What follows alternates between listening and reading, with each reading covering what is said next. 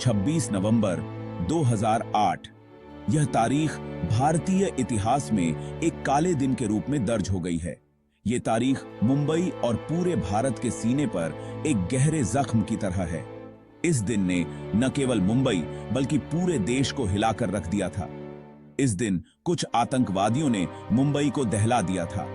उन्होंने शहर के विभिन्न हिस्सों में बम धमाके और गोलीबारी की, जिससे चारों ओर अफरा तफरी मच गई।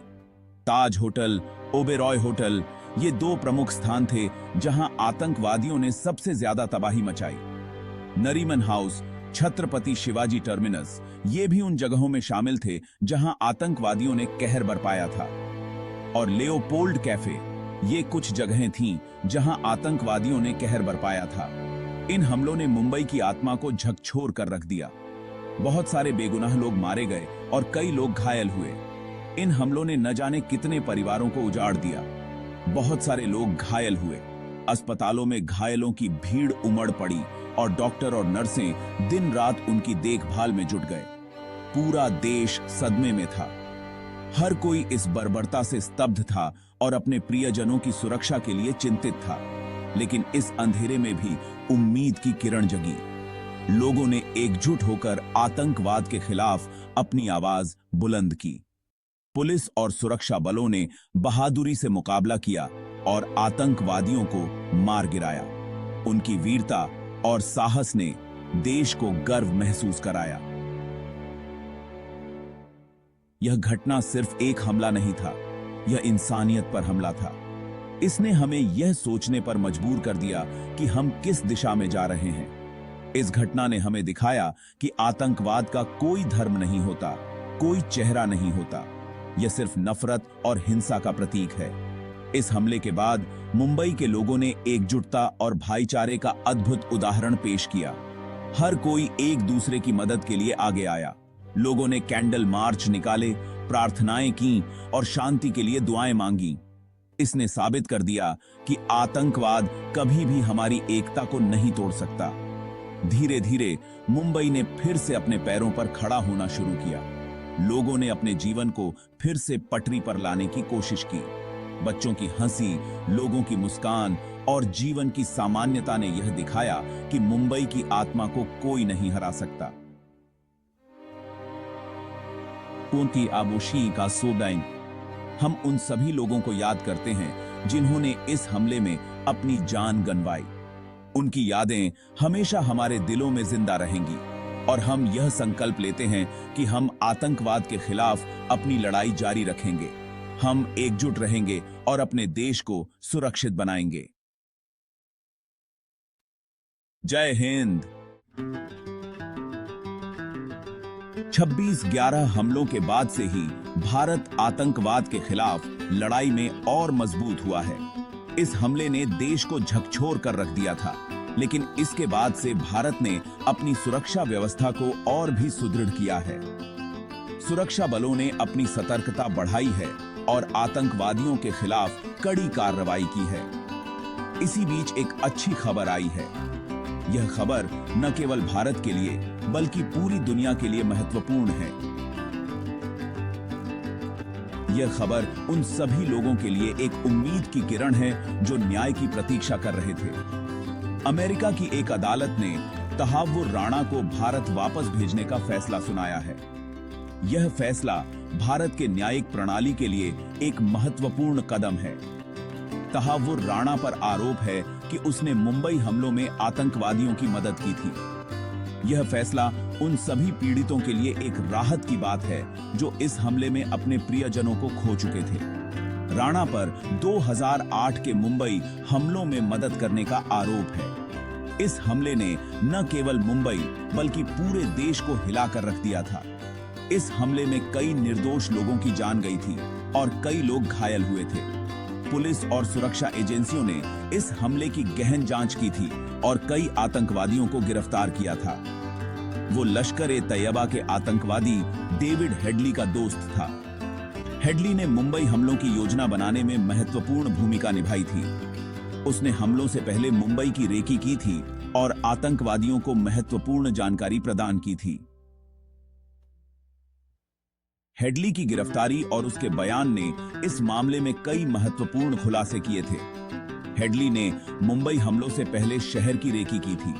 उसने शहर के महत्वपूर्ण स्थानों की तस्वीरें ली थीं और आतंकवादियों को उन स्थानों की जानकारी दी थी। उसकी इस गतिविधि ने हमलों को अंजाम देने में महत्वपूर्ण भूमिका निभाई थी। हेडली की इस साजिश ने मुंबई को एक बड़े संकट में डाल दिया था। अमेरिकी अदालत का यह फैसला भारत के लिए एक बड़ी जीत है।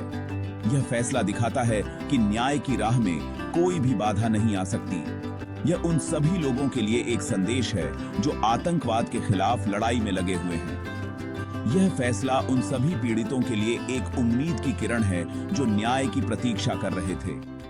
यह फैसला दिखाता है कि आतंकवाद के खिलाफ लड़ाई में पूरी दुनिया हमारे साथ है। यह एक वैश्विक समस्या है और इसे मिलकर ही हल किया जा सकता है। यह फैसला उन सभी देशों के लिए एक संदेश है कि आतंकवाद के खिलाफ लड़ाई में हमें एकजुट रहना होगा। यह एक महत्वपूर्ण कदम है जो हमें न्याय की राह पर आगे बढ़ने में मदद करेगा। 26/11 हमलों की कहानी सिर्फ तबाही और दर्द की कहानी नहीं है, बल्कि यह कहानी है हिम्मत और साहस की भी। यह कहानी है उन लोगों की जिन्होंने अपनी जान की परवाह किए बिना दूसरों की मदद की, और उन लोगों की जिन्होंने अपने प्रियजनों को खोने के बावजूद हिम्मत नहीं हारी। ऐसी ही एक कहानी है देविका रोटावन की। देविका की कहानी हमें यह सिखाती है कि किस तरह एक छोटी सी बच्ची ने अपने साहस और दृढ़ता से दुनिया को बदल दिया। देविका उस समय सिर्फ 9 साल की थीं जब उन्होंने मुंबई हमलों का दर्द सहा था। वह अपने पिता और भाई के साथ छत्रपति शिवाजी टर्मिनस पर थीं जब आतंकवादियों ने हमला किया। गोलियों की आवाज और चीख पुकार के बीच देविका ने अपनी मासूमियत खो दी। उन्होंने अपनी आंखों के सामने अपने माता पिता को खो दिया था। यह दृश्य किसी भी बच्चे के लिए भयावह होता, लेकिन देविका ने इस दर्द को अपनी ताकत बना लिया। लेकिन इस हादसे ने देविका को तोड़ा नहीं, बल्कि और मजबूत बना दिया। उन्होंने अपने अंदर की हिम्मत को पहचाना और अपने परिवार के लिए न्याय की लड़ाई लड़ने का फैसला किया। देविका ने अदालत में जाकर आतंकवादी अजमल कसाब को पहचाना।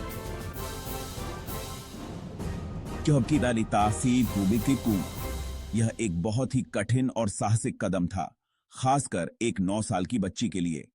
लेकिन देविका ने बिना किसी डर के यह जिम्मेदारी निभाई। उनकी गवाही ने कसाब को सजा दिलाने में बहुत बड़ा रोल निभाया। देविका की गवाही ने न केवल कसाब को सजा दिलाई, बल्कि यह भी साबित किया कि आतंकवाद के खिलाफ लड़ाई में हर व्यक्ति का योगदान महत्वपूर्ण है। आज देविका एक मिसाल है। उनका साहस हमें यह सिखाता है कि मुश्किलों से डरना नहीं चाहिए, बल्कि उनका सामना करना चाहिए। वह आज एक प्रेरणादायक वक्ता हैं और अपने अनुभवों को साझा करके लोगों को प्रेरित करती हैं। देविका की कहानी हमें यह याद दिलाती है कि साहस और दृढ़ता से हम किसी भी चुनौती का सामना कर सकते हैं और अपने सपनों को साकार कर सकते हैं।